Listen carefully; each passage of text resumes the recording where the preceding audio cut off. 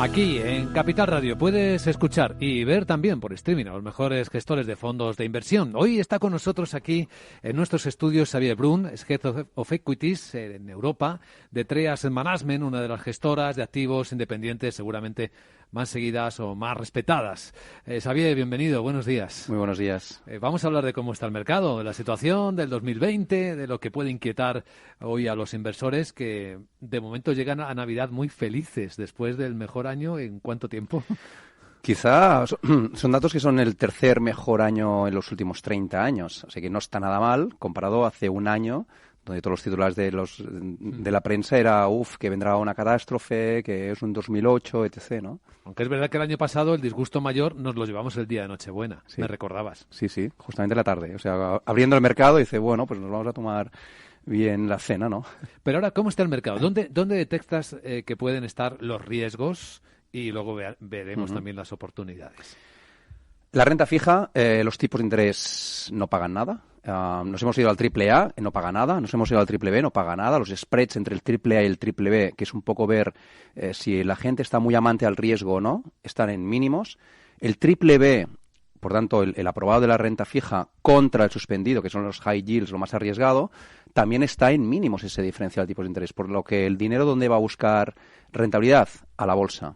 ¿Y dónde está el riesgo en la bolsa? ¿Dónde vemos realmente el riesgo en la bolsa? Un ejemplo. Nestlé, este año ha subido un 33%, un 30%. Ha pasado Pérez exigentes, ¿no? Entonces la pregunta es, ¿tantos analistas que siguen Nestlé no vieron un potencial de un 33% justamente hace un año? Y la respuesta es que Nestlé no es una acción, no puedes valorarlo como acción. Nestlé es un bono. Entonces, al bajar los tipos de interés, la gente va a buscar su rentabilidad por dividendo, que es muy estable, muy predecible, etc., etc. Qué buena aproximación. Entonces, Nestlé realmente es un pseudobono, porque aparte si miras el flujo de caja libre, la rentabilidad flujo de caja libre, menos el bono americano, sí, se mueve en un rango entre 250 y 350 puntos básicos, justamente lo mismo que el high yield. Así que alguien en Estados Unidos que gestiona billions puede llegar a pensar, oye, ¿dónde invierto mi dinero? ¿En un bono high yield o en acciones de Nestlé? Pues seguramente la respuesta está clara, ¿no? Por lo que es donde vemos el riesgo. En grandes empresas, con predictibilidad muy grande, ahí es donde vemos un riesgo. No sé si es un riesgo, pero como mínimo las vemos bastante caras. Sí.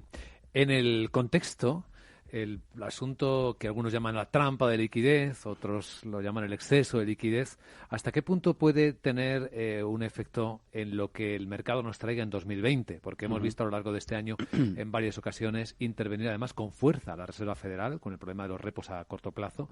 También estamos empezando a verlo en el mercado chino, con los préstamos de los bancos, también en plazos cortos. Si hay tanta liquidez, ¿por qué hay estas tensiones de liquidez? A nosotros nos gusta mucho ir contra los dogmas de fe, ¿vale? Dogmas de fe de, no, oye, pues hay mucha liquidez, ¿no? Que el petróleo, la demanda es muy floja, etc. Entonces, nos cuestionamos todo esto que la gente va a datos. No, esto es un hecho y, por tanto, ya me preocupo de analizarlo. Pues bien, este año, o estos 2 últimos años, ha habido problemas en 4 fondos de inversión con reembolsos que no han encontrado la liquidez. En Estados Unidos, con el tema del repo, tenemos otra vez el problema de liquidez. Sí. Por lo que no estaremos en este mar de liquidez que ha imprimido los bancos centrales en una falta de liquidez. Entonces, el riesgo que vemos realmente es que pase algo, desconocemos que puede llegar a ser, pero que llega un momento en que todo el mundo diga, mira, ¿sabes qué? Como los diferenciales en renta fija han aumentado, mi precio ha disminuido, por lo que, mira, ¿sabes qué? Voy a hacer caja. Esto lo haga muchísima gente, se genere una bola de nieve que empieza a caer por la ladera, se genere más grande y todo el mundo quiera vender. Si todo el mundo quiere vender, los diferenciales aumentan, tengo pérdidas en la renta fija y todo esto es, vale, ahora que todo el mundo estaba comprando bonos, ahora que todo el mundo estaba comprando estas pseudoacciones, se han de poner en lo contrario. ¿Quién estará entonces comprando esos bonos? Ahí es la cuestión, ¿no? Por lo que los bancos centrales tendrán capacidad para hacerlo. Esa es la definición, efectivamente, de riesgo sistémico. Exacto.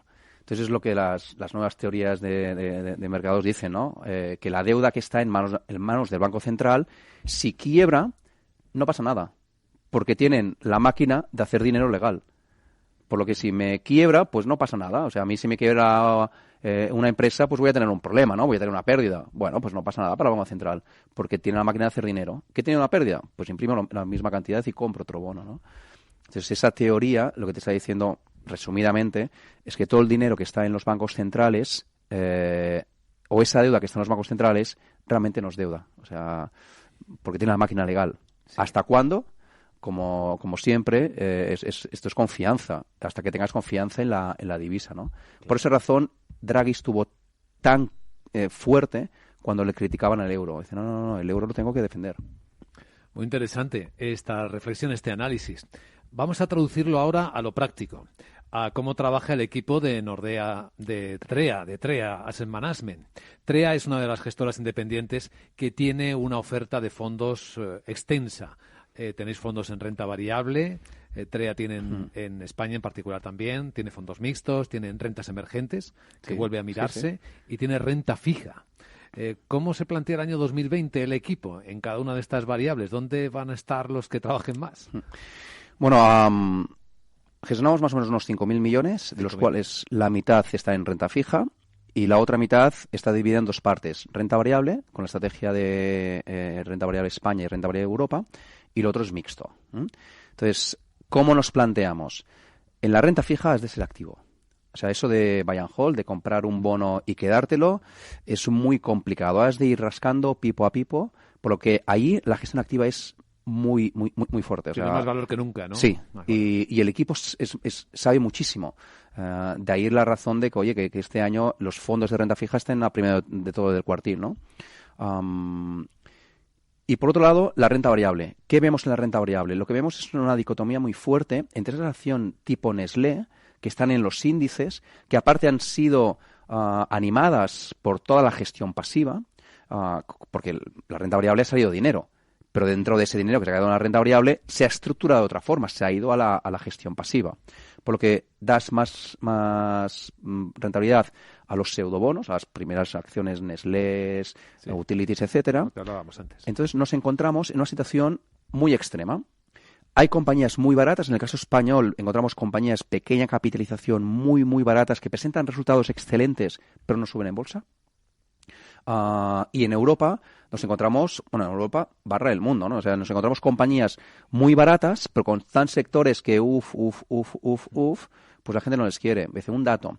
Este año uno de los mejores sectores en Europa ha sido el de semiconductores. Ha subido un 55%. Sí, espectacular. Justamente el peor del año pasado, que bajó un 50%. Pero el peor sector de este año es el cobre, que está bajando un 15% más o menos, el sector, ¿eh? Entonces, estamos encontrando la rentabilidad del mejor sector y el peor sector, que hay una diferencia de un 70%, por lo que encontramos cosas muy baratas y desconocemos cuándo el mercado nos dará la razón. Pero lo que sí que nos dice la experiencia es que el precio va ligado de la mano del beneficio. Si sube el beneficio, tarde o temprano el precio lo hará. Sí, aquí solo hay que arbitrar, ¿no? Esperando el momento. Correcto. Entonces encontramos buenas oportunidades en renta variable. Creo que tenemos unas carteras muy buenas, muy atractivas. Lo que pasa es que, como siempre decimos, nosotros calculamos el valor. La TAE nos la da el mercado. Y una curiosidad, Xavier. Vuestros clientes, los de TREA, ¿qué tipo de preocupaciones os están trasladando? ¿Qué tipo de preguntas son las más habituales estos días? Pues aplicadas al sentido común. Y el sentido común te dice lo siguiente. ¿La renta fija cuánto debería dar? Pues algo parecido a la inflación con un diferencial más. Claro. Pues bien, nosotros estamos dando la parte corta a 3-4%, la parte larga a 7-8%. Eso es muy bueno. Entonces, claro, la gente dice, esto es mucho. Pero entiende que dice, si esto es tan rentabilidad tan elevada, ¿qué va a pasar el año que viene? Claro, ¿no? Es la pregunta. Entonces, aquí la cuestión es, oye, somos cautelosos en renta fija, sí. A pesar que nosotros vislumbramos o creemos que habrá un largo periodo con tipos de interés bajos, porque los tipos de interés bajos permitirán a los bancos, aunque sea por pura matemática, los tipos de interés negativos o tipos de interés reales negativos, por matemática, lo que te hacen es reducir la ratio deuda-PIB. De tal forma que, oye, pues vislumbramos mucho tiempo tipo de interés bajos. Entonces ahí es otra vez los pipos. Y siempre decimos que, oye, la rentabilidad de este año, la renta fija, no será el año que viene. Y para la renta variable, creo que será muy buen año. Y la razón estriba en que este trimestre han habido compañías que te han subido en pocos días 20-30%. O sea, de una forma rapidísima. Es decir, el mercado está yendo de las acciones DILE triples A a las acciones triples B, que son las cíclicas, pero muy buenas. de tal forma que te suben un 30%. Entonces, oye, hemos tenido, por suerte, compañías con grandes rentabilidades este año, pero prevemos que esto continuará el año que viene. Entonces, la pregunta será, cuando todas nuestras acciones nos suban un 30%, ¿y entonces qué, no? Y ahí será cuando venga quizá la preocupación, porque la alternativa será compleja, ¿no? Lo iremos viendo, que se dice en estas circunstancias, ¿no? Xavier Brun, Head of Equities en Europa de TREA Asset Management. Muchas gracias por compartirlo hoy en Capital Radio. Gracias a vosotros.